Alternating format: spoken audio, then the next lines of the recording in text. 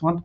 After dressings stroke stitches have been removed, what's the best cream stroke silicone gel to use for the scar? Is mepore tape sufficient? Oof. Right, okay. Well, I mean, I don't use mepore. I use micropore. It's a slightly different dressing.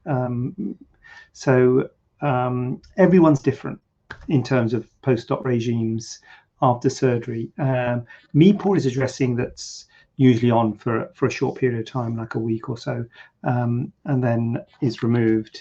And usually after most operations, you don't need a dressing after that time. Now, some surgeons do get you to support the wound with micropore tape, and I'm assuming that's what you mean, micropore tape rather than mepore tape. And I do like micropore tape, but I don't get people to support the wound for a prolonged period of time post-operatively, just because it can be a bit of a nuisance in terms of washing and things like that and reapplying it.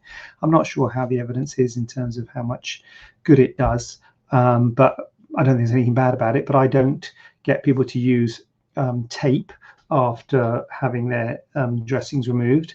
I do get people to massage with cream, but I normally wait for about 6 weeks.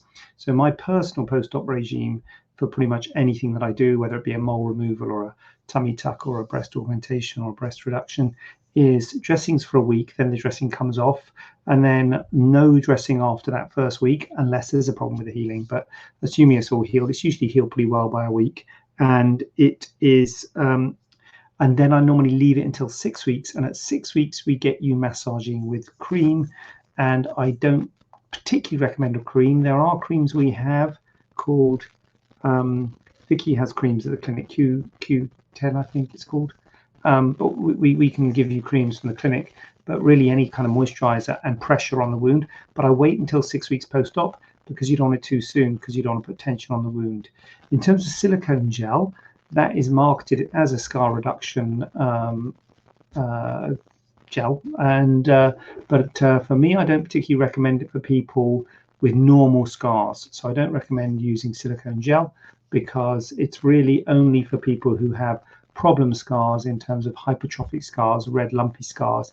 Then the silicone gel might be worth applying, but you can't do silicone gel and massage, because if you massage it with the silicone gel on, you'll rub the silicone gel off. So you do either or.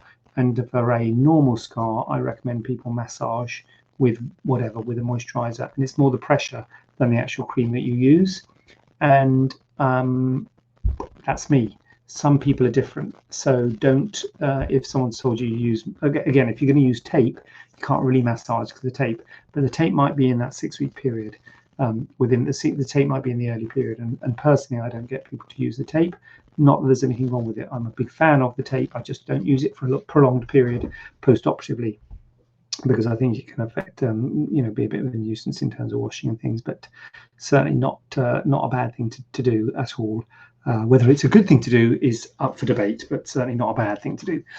So that's my thing. I use just moisturize and massage at 6 weeks, and I don't use silicone gel unless it's a problem scar, and then depending on the location, whether we're going to use the gel or the silicone sheets, depending on the location. Broadly speaking, the sheets are better, but certain areas like faces and ears and things, you can't use a sheet because it's going to fall off. So that's where